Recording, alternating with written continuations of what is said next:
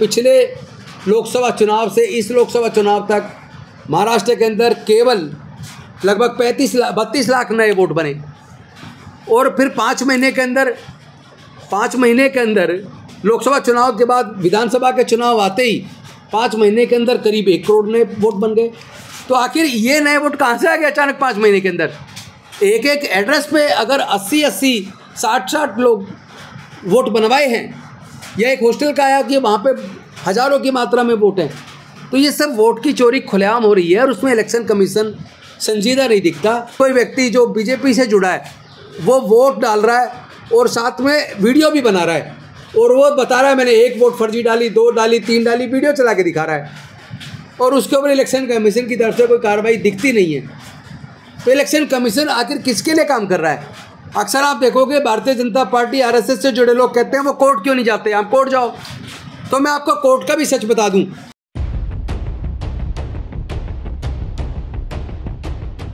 साथियों, पहले हम सब लोग सुनते थे और कई बार फिल्मों में देखते थे, ट्रेन की डकैती, बैंक की डकैती, घर में डकैती, लेकिन आज पूरा देश देख रहा है चुनाव की डकैती, वोट की डकैती। जब पूरे देश के लोगों की वोट की चोरी कर कर केंद्र में एक सरकार बनवा दी, वो भी वोट की डकैती करके। और ऐसे में जो संवैधानिक संस्थाएं हैं, उन संवैधानिक संस्थाओं से जिनसे ये उम्मीद की जाती थी कि वो संविधान के लिए काम करेंगी, चूँकि संविधान ने उनको पावर दी है। अगर हम बात करें इलेक्शन कमीशन की, तो इलेक्शन कमीशन की ये जिम्मेदारी है और ये जिम्मेदारी भारत के संविधान ने उनको दी है, ताकत भारत के संविधान ने उनको दी है कि वो फ्री, फेयर एंड ट्रांसपेरेंट चुनाव कराए। लेकिन क्या भारत के अंदर चुनाव फ्री, फेयर एंड ट्रांसपेरेंट तरीके से हो रहे हैं? एक तरफ ईवीएम का घोटाला, सब जानते हैं ईवीएम की मशीन के अंदर जो माइक्रो कंट्रोलर चिप है, जो सोर्स कोड है वो किसके पास है, माइक्रो कंट्रोलर चिप में प्रोग्रामिंग कौन करता है और उसके अंदर जो टाइमर लगा है, क्लॉक क्यों है, क्योंकि किस डेट में कितने बजे वोट की चोरी करनी है, ये तभी संभव है जब उसमें टाइम का क्लॉक लगा हो। अन्यथा चुनाव वाले दिन भी अलग अलग पार्टी के एजेंट मोकपोल करते हैं सुबह, तो अगर उसमें टाइमर ना लगा हो तो कितने बजे से कितने बजे के बीच टाइम वोट की चोरी करवानी है, शिफ्ट करवाना है, वो संभव नहीं है। तो एक तरफ तो ईवीएम मशीन खुद अपने आप में संदिग्ध है और दूसरी तरफ हम देखते हैं कि जब भी कोई वोट चोरी का मामला आता है, घोटाला आता है, जैसा आदरणीय राहुल गांधी जी ने तो इतने बड़े प्रमाण, इतनी बड़ी मात्रा में प्रमाण सामने रख दिए, लेकिन हम देख रहे हैं कि भारतीय जनता पार्टी और उनसे जुड़े लोग कहते हैं कि वो कोर्ट क्यों नहीं जाते। अक्सर आप देखोगे भारतीय जनता पार्टी आरएसएस से जुड़े लोग कहते हैं वो कोर्ट क्यों नहीं जाते, आप कोर्ट जाओ। तो मैं आपको कोर्ट का भी सच बता दूं। आपको याद होगा राजस्थान का भंवरी देवी वाला केस, जिस केस के अंदर सामूहिक बलात्कार हुआ था उनका, लेकिन कोर्ट ने मुलजिमों को ये कह के छोड़ दिया चूँकि मुलजिमान स्वर्ण जाति के हैं और इसमें जो पीड़िता है वो अछूत समाज से है। ये उम्मीद नहीं की जा सकती कि स्वर्ण जाति का व्यक्ति अछूत महिला को छुएगा, इसलिए रेप होने का तो सवाल ही नहीं पैदा होता। यानी एक ऐसी जातिवादी मानसिकता का अगर जज है हाई कोर्ट के अंदर, तो उस जज से न्याय की उम्मीद क्या करें। और उन्होंने एक्यूज को बाइज्जत बरी कर दिया। और ये पुरानी बात है, लेकिन आज मैं लेटेस्ट बात बताता हूँ। जून के महीने में उड़ीसा के अंदर जहाँ एक गांव के अंदर माइनिंग हो रही थी, तो गांव के लोगों ने सोचा कि यहाँ हमारे घर उजड़ जाएंगे। उन्होंने माइनिंग के खिलाफ आवाज़ बुलंद की, धरने प्रदर्शन किए, तो उन लोगों को पुलिस ने गिरफ्तार कर लिया और जेल भेज दिया। जैसा कि अक्सर शासन करता है, न्याय के लिए अगर कोई भी आवाज़ उठती है तो उसको कुचल देता है, झूठे मुकदमे बना के जेल में डालकर। तो जिनको जेल में डाला, जब वो कोर्ट गए, हाई कोर्ट ने जब उनको बेल का ऑर्डर किया, बेल ऑर्डर में ऐसी शर्त लगा दी कि मुलजिम 3 महीने तक सुबह 6 बजे से 9 बजे तक थाने के अंदर झाड़ू पोछा और साफ़ सफाई का काम करेगा और फिनाइल देने का काम, झाड़ू पोछा देने का काम पुलिस करेगी। यानी जज भी जातिवादी मानसिकता से ग्रसित है और जमानत के तौर पर ऐसी शर्त लगा रहा है। तो जिस जज ने जातिवादी जजमेंट देता है या शर्त लगाता है, उससे न्याय की उम्मीद कैसे करें? शायद इसी वजह से, चूँकि आज सर्वोच्च न्यायालय, उच्च न्यायालय के अंदर काफ़ी बड़ी मात्रा में जातिवादी मानसिकता वाले, मनुवादी सोच वाले लोग जज बन गए। मैं सारे जजों को नहीं कहूँगा, बहुत सारे जज बहुत ईमानदारी से, बहुत अच्छे से संविधान के तरीके से, कानून से चलते हैं, कानून से काम करते हैं, निष्पक्ष जजमेंट देते हैं। लेकिन काफ़ी मात्रा ऐसे जजों की भी है जो कहीं ना कहीं मनुवादी सोच की वजह से, जातिवादी सोच की वजह से उनके निर्णयों में भी न्याय नज़र नहीं आता। शायद इसी वजह से भारतीय जनता पार्टी और उसके लोग बार बार कहते हैं आप कोर्ट क्यों नहीं जाते, क्योंकि हमें पता है कोर्ट जाने का मतलब है उस मामले का पूरी तरह लटक जाना और उसमें फिर कोई निर्णय आने वाली बात नहीं है। और इसका प्रमाण भी है, प्रमाण दे के बताऊँगा। जब ओबीसी का रिजर्वेशन लागू हुआ था, मंडल कमीशन की सिफारिशें 7 अगस्त 1990 को लागू हुई थी, तो कुछ लोग कोर्ट गए और कोर्ट ने तुरंत जाते ही स्टे कर दिया।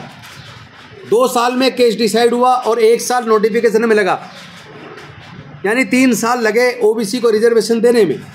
लेकिन जब ईडब्ल्यूएस को, जनरल कैटेगरी को देने की बात आई, तो 4 दिन के अंदर दे दिया। 1 दिन में कैबिनेट में पास, दूसरे दिन लोकसभा में पास, और तीसरे दिन राज्यसभा का टाइम बढ़ाकर राज्यसभा से पास, और चौथे दिन राष्ट्रपति की सिग्नेचर होकर नोटिफिकेशन भी होगा रात की रात ही, और 4 दिन के अंदर लागू हो गया। और जब कोर्ट गए तो कोर्ट ने उसको स्टे नहीं किया, ओबीसी के रिजर्वेशन को स्टे किया, लेकिन ईडब्ल्यूएस को नहीं किया। यानी इसीलिए बीजेपी के लोग अक्सर कहते हैं कि अगर आपको लगता है ईवीएम के अंदर गड़बड़ है, या आपको लगता है वोट की चोरी हो रही है, या आपको लगता है इलेक्शन कमीशन ऑफ इंडिया पक्षपात कर रहा है, तो आप कोर्ट जाइए। कोर्ट कहाँ जाएं? कौन से कोर्ट में जाएं? किस कोर्ट पे भरोसा करें? आज तो हमारा भरोसा ही टूटता दिख रहा है। ऐसे में मुझे याद आता है कि हमारे जो संविधान बचाओ संयुक्त मोर्चा, मिशन जय भीम और तमाम साथी, जो ईवीएम को हटाने का एक आंदोलन हम लोगों ने पिछले साल 2024 में लोकसभा चुनाव से पहले चलाया था। अनफॉर्चुनेटली वो पूरे देश का आंदोलन बना और सर्वे में निकल कर आया 70% से ज़्यादा लोग ईवीएम से चुनाव नहीं चाहते, वोटर बैलेट पेपर से चुनाव चाहते हैं। लेकिन कोई पॉलिटिकल पार्टी साथ नहीं आई, और नतीजा ये हुआ कि आज सामने निकल के आ रहा है, पूरे प्रमाण के साथ आ रहा है कि पूरा इलेक्शन चुनाव ही चोरी हो गया। और चुनाव चोरी में खुद इलेक्शन कमीशन कहीं ना कहीं इन्वॉल्व नज़र आता है, क्योंकि जब भी इस तरह की वीडियो आती है कि कोई व्यक्ति जो बीजेपी से जुड़ा है वो वोट डाल रहा है और साथ में वीडियो भी बना रहा है, और वो बता रहा है मैंने 1 वोट फर्जी डाली, 2 डाली, 3 डाली, वीडियो चला के दिखा रहा है, और उसके ऊपर इलेक्शन कमीशन की तरफ से कोई कार्रवाई दिखती नहीं है। तो इलेक्शन कमीशन आखिर किसके लिए काम कर रहा है? फ्री, फेयर एंड ट्रांसपेरेंट चुनाव कराने की जिम्मेदारी संविधान ने दी, लेकिन उस जिम्मेदारी को निभाने में तो वो पूरी तरह विफल है।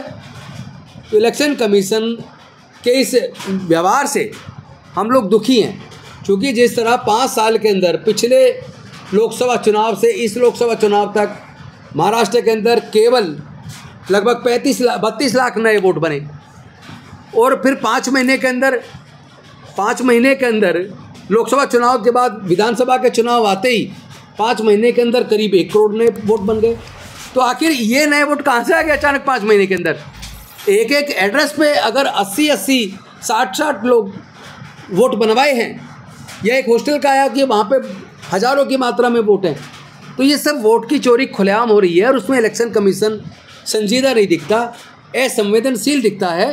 तो ऐसे में मुझे तो एक ही चीज़ नज़र आती है, क्योंकि मैं एक वकील भी हूँ और एक सामाजिक संस्था मिशन जय भीम का फाउंडर भी हूँ, इस नाते मेरा स्पष्ट मत है कि पूरे देश के लोगों को तय करना पड़ेगा कि आपको ये वोट की चोरी आप अलाउ करते हैं क्या? आप सिर्फ धर्म की वजह से, क्योंकि पूरे देश को 2 भागों में बांट दिया है बीजेपी ने, हिंदू मुसलमान करके, दलित वंचित जो पिछड़ा वर्ग है उसके खिलाफ एक दूसरा जो अगड़ा वर्ग है उसको खड़ा कर दिया है, और तमाम मीडिया सारा उनके साथ है। मीडिया सच को दिखाने की बजाय, वोट की चोरी दिखाने की बजाय, मीडिया वो भाषा बोल रहा है जो केंद्र की सरकार बोल रही है। तो इस मीडिया को मीडिया कैसे माने?